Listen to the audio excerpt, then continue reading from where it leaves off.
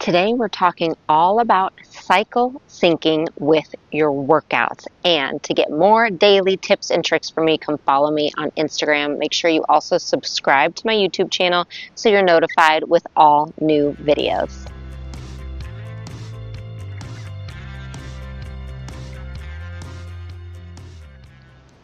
So cycle syncing is having a moment right now in health and fitness. And I get asked all the time what I think about syncing your workouts with your cycle.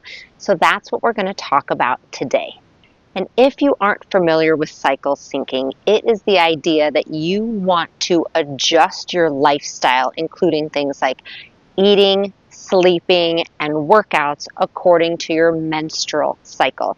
And so again, we're going to address workouts because that's a big thing that people are talking about right now, is how to adjust your workouts with your menstrual cycle and if you should change your workouts according to the time you are in your menstrual cycle.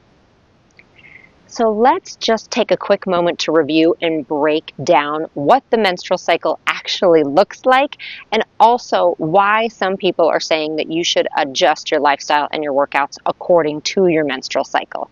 So there are 4 different phases to a typical menstrual cycle. There's the menstruation phase, the follicular phase, the ovulation phase, and the luteal phase.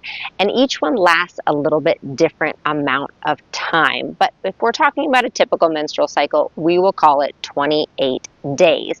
And our hormones do fluctuate during that time. And so there is this idea out there that you should change your workouts according to your hormones and how they are changing as well during that menstrual cycle. There is even a little bit of research starting to be done that shows there could be some benefits to this. And I'm going to address that in just a minute. But overall, I'm going to give you my thoughts here on whether you should be syncing your workouts and also some alternatives.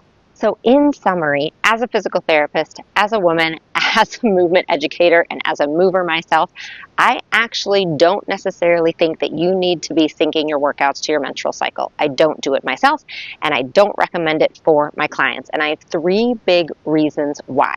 But the first thing I want to say is if you have had great benefit by syncing your workouts to your menstrual cycle, go for it. There's no reason not to if you are seeing really good benefits.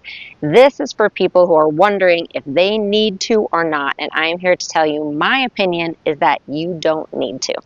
The first reason is that it is really complicated. So I personally spent 3 years closely tracking my own cycle when we were trying to get pregnant, and I can tell you it is so confusing.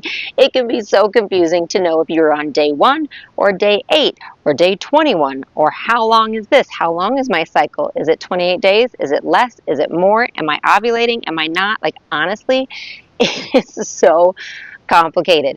I think there's a lot of benefit to understanding your own cycle. I mean, there are so many benefits. It is very empowering as a woman, and it will give you a lot of information about your own body. So I definitely recommend, if you've never tracked your own cycle, to go ahead and do it for a couple months. Check it out. Use a healthcare professional to help if you need to. That being said, it is very complicated, and I don't believe in adding more confusion and more details and more rules to follow to workouts. I think we need to move, period. And yes, there are certain things that are really, really beneficial within that. And I talk to all my clients about it. I talk to you guys about it. I talk to my unlimited members about it. But I don't want to add any extra rules. And I think by telling people you can only do this type of workout on day 4, you can only do this type of workout on day 12, I think it adds way too much complication, and it actually is going to prevent people from moving and working out because they're afraid they're doing it wrong. So that's my number 1 reason. The number 2 reason that I'm not a big proponent of this type of cycle syncing of workouts is that it actually really, really limits what type of workout you're doing. So in general, the belief is that you're only going to do a certain type of workout during your menstruation phase, only a certain type during each phase. Meaning, during one phase, you're told to walk and stretch. During another phase, you're told to do high intensity interval training. And during only one or two of those phases, is it recommended to do strength training. And I just simply don't believe in that. I don't believe in only strength training 1 or 2 weeks out of the month. You know me, I'm going to tell you to lift weights 2 to 3 days every week. So I think it is very limiting, and in that way, in that it's telling you, oh, absolutely do not do that type of workout during that time. I don't think it's giving you the things that you need for your body when it comes to strength, when it comes to building muscle mass, when it comes to bone density and balance and posture and all of those things we need, and we get it through consistency and patience. And my third reason why I'm not a big proponent of this type of cycle syncing with your workouts is actually that I simply believe in you listening to your own body. It is the most important thing. And if you're a woman and you've been through enough menstrual cycles in your life, you know that these kind of things actually just feel right to your body. If you're in the middle of your menstrual cycle, if you're in the menstruation phase, you probably don't want to go do a big high intensity interval training workout, right? Like, you're bloated and you're tired, so naturally you're probably going to go more to those walking and stretching workouts. Typically, ovulation, we have a lot of energy, so you might naturally find yourself feeling really good and wanting to do those high intensity workouts. If you listen to your body and really start to be in tune with it, and again, that can include tracking your cycle so that you can kind of fit some puzzle pieces together for yourself, then you're going to naturally find that rhythm.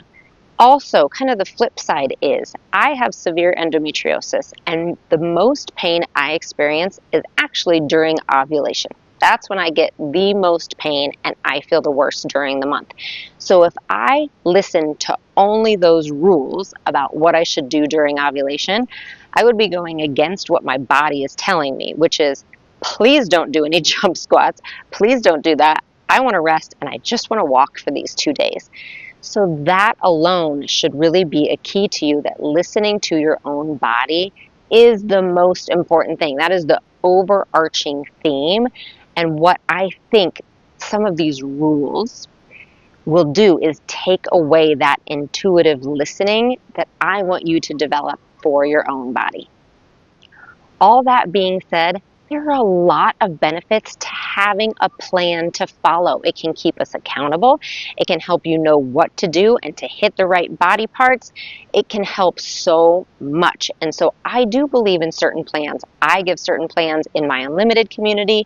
I give monthly workout plans. There are some great other ones out there, so I have no problem with that. I just want to make sure that you're listening to your body first and foremost, and that also you have a diverse workout plan that is training you to lift weights, to do mobility, to walk, to do all the things that you want to do and you need to do each week to build all of those gains that you want and to stay functional in your life.